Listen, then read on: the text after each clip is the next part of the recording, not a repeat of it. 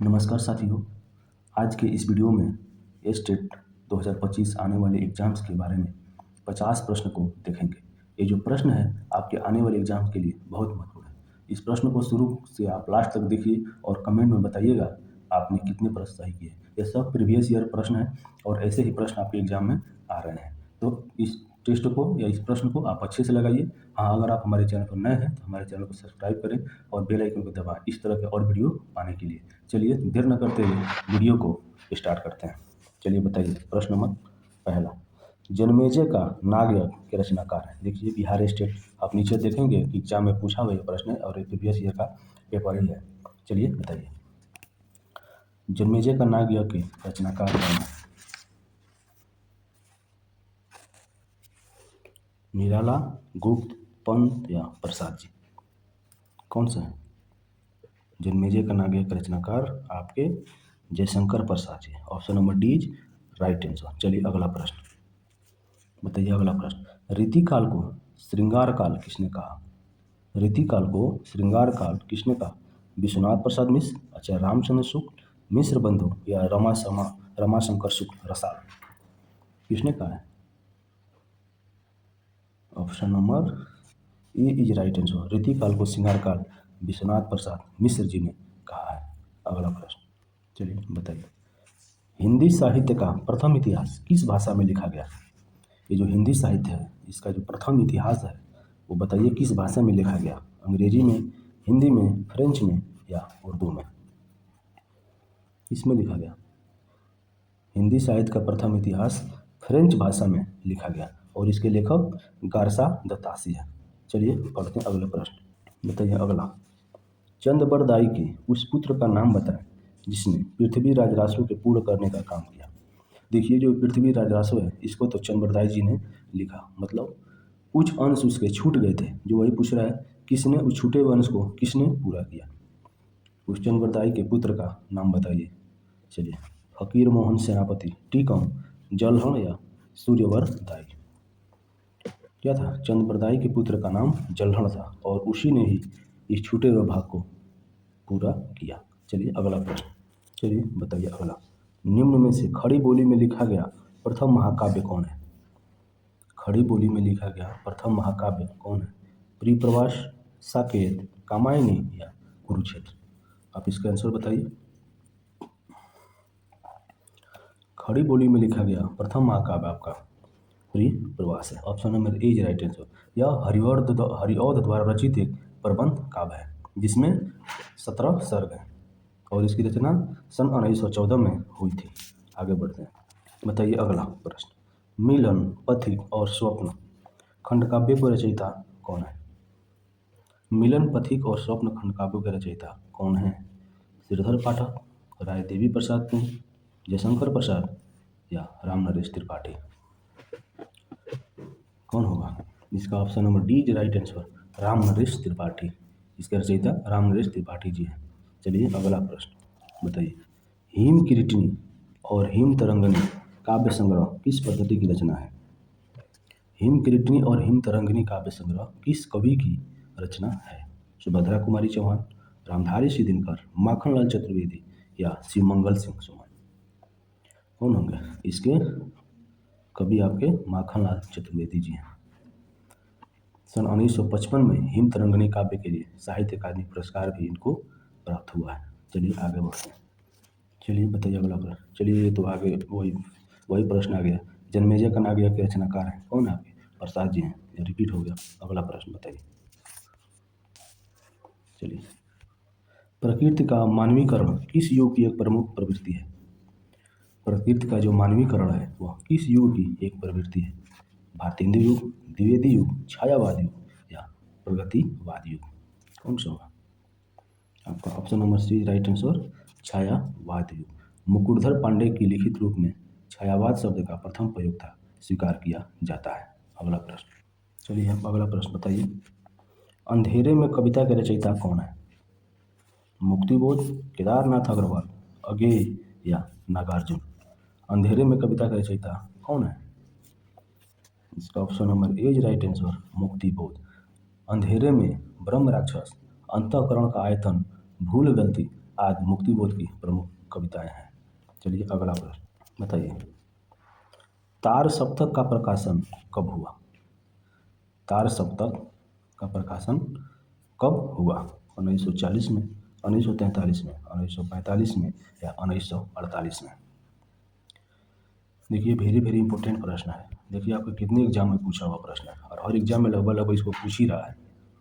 तार सप्तक का प्रकाशन आपका option number B is right answer 1943 में प्रकाशित हुआ था।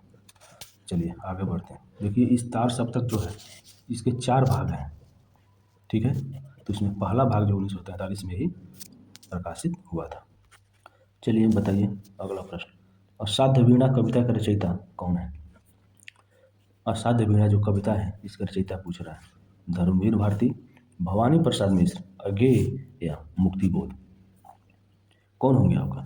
Option number C right answer Agyeya ji. Asadhya Veena कविता के रचयिता अज्ञेय जी। देखिए कलगी बाजरे की नदी के दीप, हरी घास पर क्षण भर, यह दीप अकेला आदि अज्ञेय जी की प्रमुख कविताएं हैं।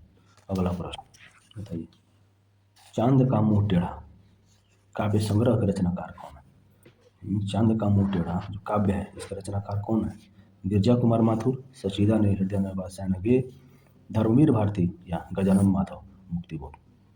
कौन होंगे इसका? Option number D right answer Gajanan Madhav Muktibodh ji इसके रचनाकार हैं।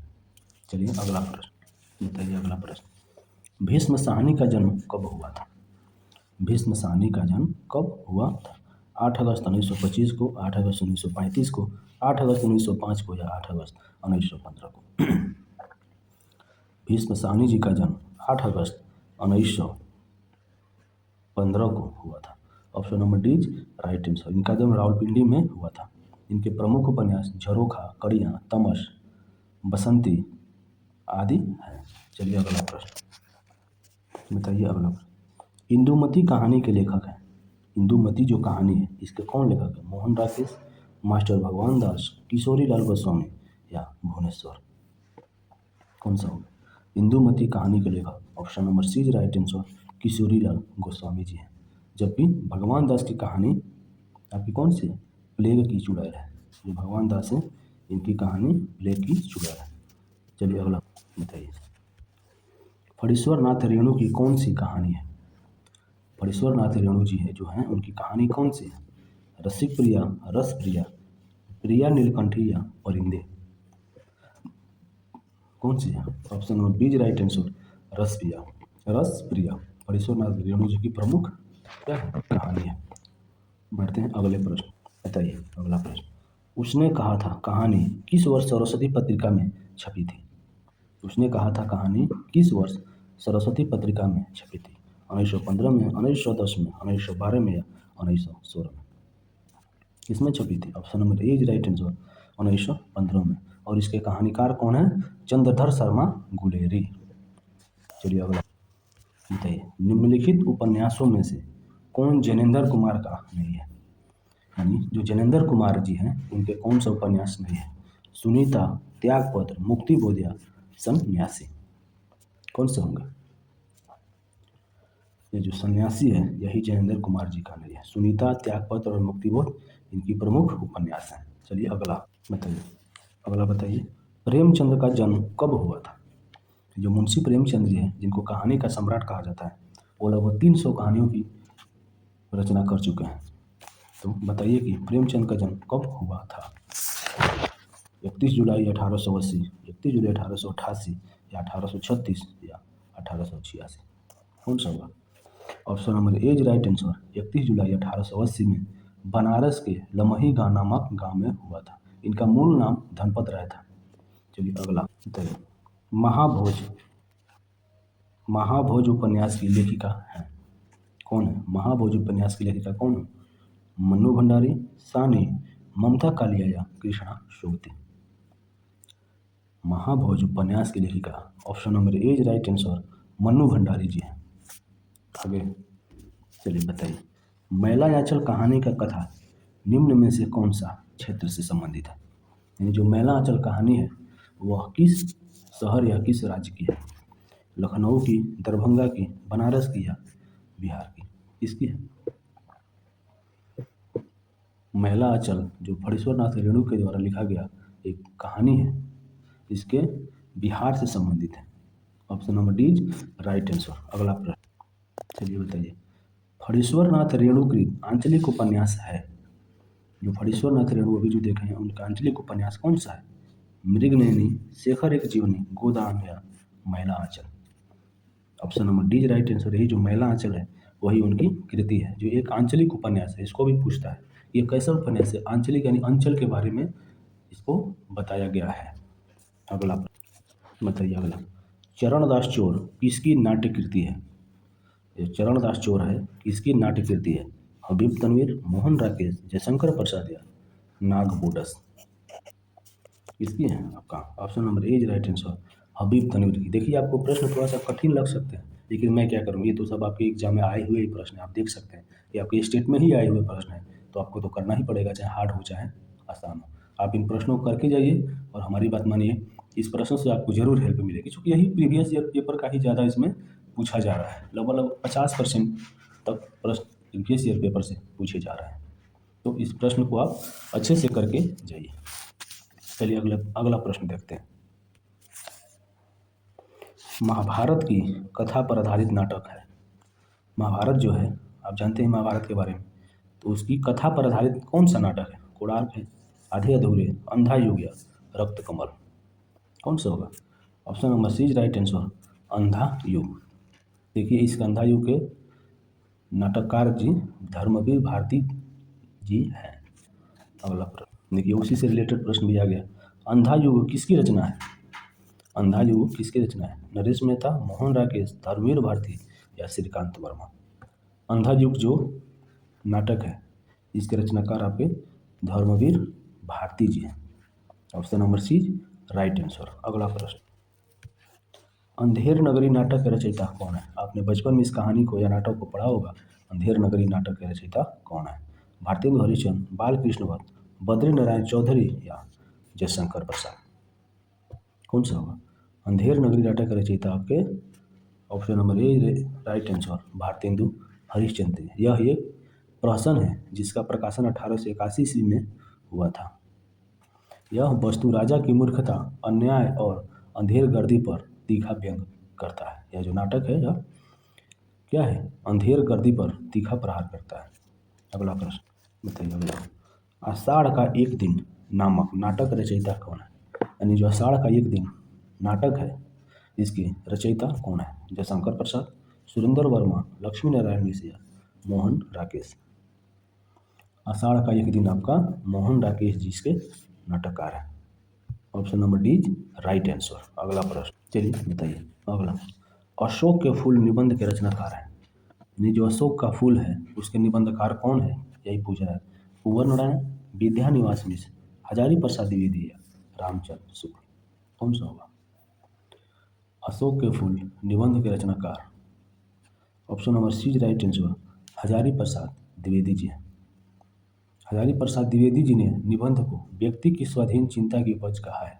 इनकी प्रमुख निबंध संग्रह है कल्पलता, मध्यकालीन धर्म साधना, विचार और वितर्क, आलोक पर्व इत्यादि क्या है इनकी प्रमुख निबंध है। अगला प्रश्न चलिए, अगला प्रश्न आप बताइए, रामधारी सिंह दिनकर की संस्मरण कृति है।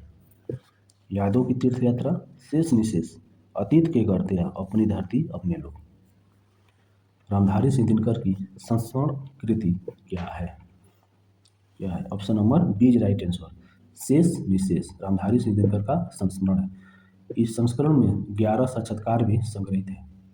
यह यादों की तीर्थ यात्रा, मेरे अग्रज मेरे मित्र, हम सफर मिलते हैं आदि इनकी प्रमुख संस्मरण है। चलिए अगला प्रश्न बताइए, महादेवी वर्मा की रचना पथ के साथी किस विद्या के अंतर्गत आती है? महादेवी वर्मा जी को आप जानते हैं, बहुत ही विख्यात लेखिका जी हैं। उनकी रचना जो है पथ के साथी किस विद्या के अंतर्गत आती है? साक्षात्कार, निबंध, संस्मरण या उपन्यास। क्या है? पथ के साथी आपका संस्मरण है। चलिए अगला प्रश्न बताइए, गेहूं और गुलाब रेखाचित्र संग्रह के रचनाकार है। गेहूं और गुलाब रेखाचित्र संग्रह के रचनाकार बताइए कौन है? रामवृक्ष बेनीपुरी, महादेवी वर्मा, स्वामी आनंद या उपेंद्र नाथ पासी। गेहूं और गुलाब जो रेखा चित्र है इसके रचनाकार रामबृज बेनीपुरी जी हैं। चलिए आगे बढ़ते हैं। देखिए अभी तक हमने हिंदी से नाटक, कहानी, रचनाकार, संस्मरण इत्यादि को यानी हिंदी साहित्य से प्रश्न देख रहे थे। अब इसमें कुछ प्रश्न जो है आपके हिंदी व्याकरण से ही पूछे जा रहे हैं, तो इसको देखते हैं। चलिए बताइए, कोई आ रहा है वाक्य में कौन सा सर्वनाम है? कोई आ रहा है वाक्य में कौन सा सर्वनाम है? निजवाचक, निश्चयवाचक, अनिश्चयवाचक या संबंधवाचक? ये जो कोई शब्द है यह क्या है? अनिश्चितता का बोध कराता है, इसलिए अनिश्चयवाचक सर्वनाम। कोई आया है मतलब निश्चित नहीं है कि कौन आया है, कोई कुछ भी हो सकता है, इंसान भी हो सकता है, जानवर भी हो सकता है। तो क्या होगा? Option number C is right answer, अनिश्चयवाचक सर्वनाम है। अगला प्रश्न बताइए। अगला प्रश्न, अभीष्ट का सही संधि विग्रह है। अभीष्ट जो है इसका सही संधि विग्रह अभिधन इष्ट, अभि प्लस इष्ट, अभि प्लस इष्ट या अभिधन इष्ट क्या होगा? 32 का आप लोग बताइए संधि विग्रह। इसका option number D is right answer, अभिधन इष्ट। यह कौन सी संधि है? आपकी दीर्घ संधि है। अगर आप संधि को नहीं समझते हैं तो हमारे चैनल पर संधि को बहुत अच्छे से पढ़ाया गया है, आप जाकर उस वीडियो को देख सकते हैं और समझ सकते हैं। अगला प्रश्न बताइए, मतैक किस संधि का उदाहरण है? मतैक जो है इसमें कौन सी संधि है? गुण संधि, लण संधि, वृद्धि संधि या व्यंजन संधि? इसमें क्या होगा? Option number C right answer, वृद्धि संधि उसमें होती है। अय की मात्रा जिसमें लगती है ऊपर वो क्या होता है? वृद्धि संधि होती है। अगला प्रश्न बताइए, त्रिभुवन में कौन सा समास है? समास पूछ रहा है। त्रिभुवन में कौन सा समास है? द्विगु समास, द्वंद्व समास, तत्पुरुष समास। उपयुक्त में से एक से अधिक या कोई नहीं। देखिए बिहार प्राइमरी टीचर एग्जाम पूछा हुआ प्रश्न है। त्रिभुवन शब्द में कौन सा समास है? तीन है भवन, तीन है भवन मतलब उसमें गिनती आ रहा है, तो जिसमें गिनती से रिलेटेड शब्द या वाक्य आते हैं वो क्या होता है आपका? द्विगु समास होता है। Option number A is right answer, त्रिभुवन में द्विगु समास है। अगला प्रश्न बताइए, अपना पराया किस समास का उदाहरण है? अपना पराया जो समास है यह कौन सा समास है? द्वंद्व समास, द्विगु समास, बहुव्रीहि समास या तत्पुरुष समास? देखिए इसमें एक तो योजक चिन्ह लगा है, अपना और दूसरे के बारे में बोल रहा है मतलब विपरीत बातें कह रहा है, इसलिए यह द्वंद्व समास होगा। Option number A is right answer. अगला प्रश्न बताइए, संज्ञा, सर्वनाम और विशेषण के अंत में लगने वाले प्रत्यय को क्या कहा जाता है? देखिए प्रत्यय दो प्रकार के होते हैं, एक कृत प्रत्यय और दूसरा तदधित प्रत्यय। तो वही पूछ रहा है, संज्ञा, सर्वनाम और विशेषण के अंत में जो लगते हैं उस प्रत्यय को क्या बोलते हैं? उसका तद्धित प्रत्यय। Option number B right answer. अगला प्रश्न बताइए, प्रत्ययों से बने हुए शब्दों के मुख्यतः कितने भेद होते हैं? बताइए, प्रत्यय से बने हुए शब्दों के मुख्यतः कितने भेद होते हैं? 2, 3, 4 या 5? कितने होते हैं? 2 होते हैं। कौन कौन? एक कृत प्रत्यय और दूसरा तद्धित प्रत्यय। चलिए अगला प्रश्न बताइए, आविर्भाव का विलोम शब्द है। देखिए कितना एग्जाम में पूछा हुआ प्रश्न है, वेरी वेरी इंपॉर्टेंट प्रश्न है, आपके एग्जाम में भी आने की संभावना 100% मान के चलिए। आविर्भाव का विलोम शब्द क्या होगा? तिरोभाव, विरक्ति, अंत या अधोगति? आविर्भाव का विलोम शब्द आपका option number is right answer, तिरोभाव होगा। चलिए अगला प्रश्न यहाँ पे बताइए, अंक होगा, अंकों की औसत अच्छी है, वाक्य में अशुद्धि का प्रकार है। मतलब कौन सा इसमें वाक्य जो है अशुद्ध है? इसमें कारक संबंधी अशुद्धि है, अव्यय संबंधी अशुद्धि है, वचन संबंधी अशुद्धि या लिंग संबंधी अशुद्धि है? अंकों की औसत अच्छी है, इस वाक्य में आपका लिंग संबंधी अशुद्धि है। अच्छी है नहीं होगा, अच्छा है। अंकों की औसत अच्छा है, इस वाक्य में यही शुद्ध है, यानी ऑप्शन में डी राइट आंसर। अगला प्रश्न, इनमें से बताइए, निम्न में से किस रचना को साहित्य अकादमी पुरस्कार प्राप्त हुआ है? चलिए बताइए प्रश्न, निम्न में से किस रचना को साहित्य अकादमी पुरस्कार प्राप्त हुआ है? कलम का सिपाही, गबन, कर्मभूमि या इनमें से कोई नहीं?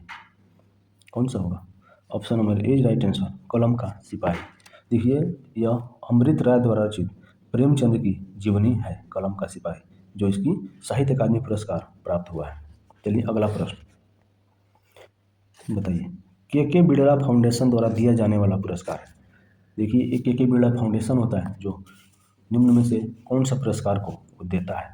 सरस्वती सम्मान, साहित्य अकादमी सम्मान, सलाका सम्मान या इनमें से कोई नहीं। के बिड़ला फाउंडेशन जो सरस्वती सम्मान को देता है। यह भारत के संविधान के 8वीं अनुसूची में सूचीबद्ध भारत की 22 भाषाओं में से किसी एक में उत्कृष्ट गद्य या पद्य साहित्यिक कार्यों के लिए वार्षिक पुरस्कार है। अगला प्रश्न, महादेवी वर्मा को बताइए, महादेवी वर्मा को किस रचना के लिए ज्ञानपीठ पुरस्कार मिला था। बताइए महादेवी वर्मा को किस रचना के लिए ज्ञानपीठ पुरस्कार मिला था। निहार के लिए, सांध्य गीत, यामा या इनमें से कोई नहीं।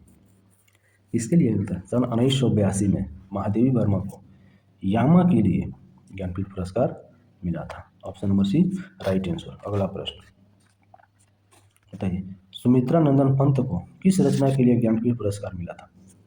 सुमित्रा नंदन पंत जी जो है वह किस रचना के लिए ज्ञानपीठ पुरस्कार उनको मिला था। कला और बूढ़ा चांद, ग्राम्य, पल्लव या चिदम्बरा।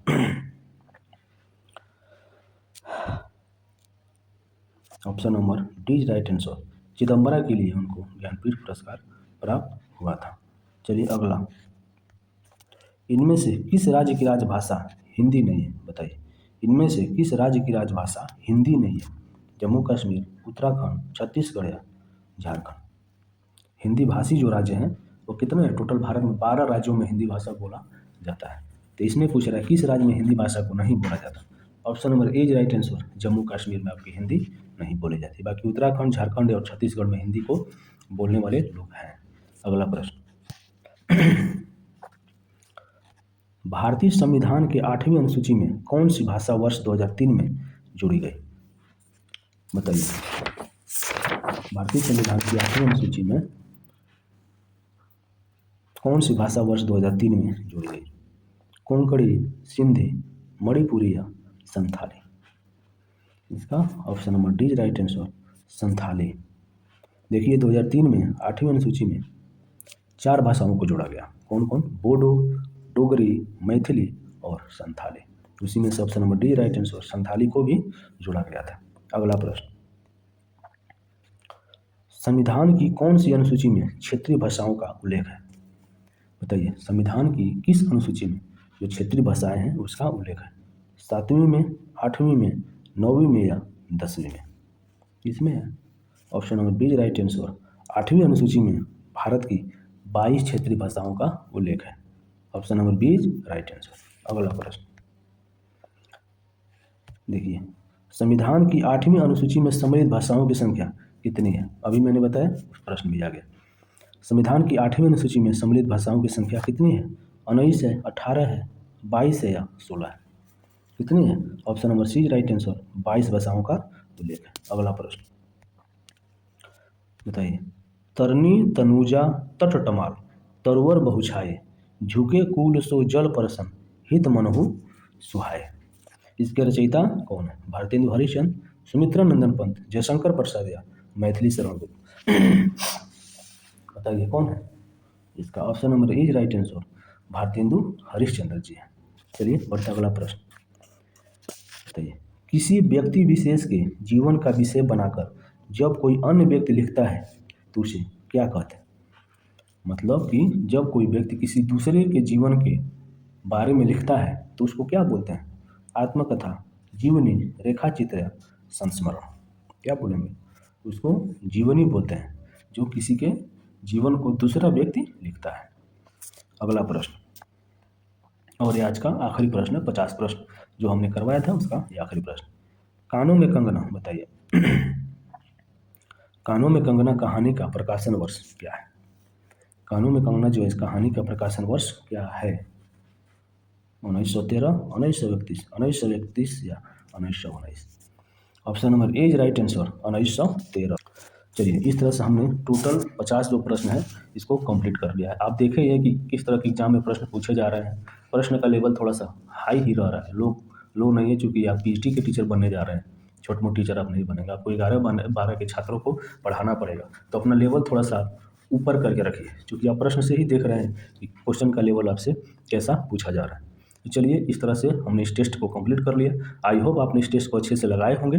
कमेंट करके अवश्य बताएँ कि आपके कितने प्रश्न सही हुए हैं। चलिए, मिलते हैं एक नेक्स्ट वीडियो के साथ, तब तक के लिए नमस्कार।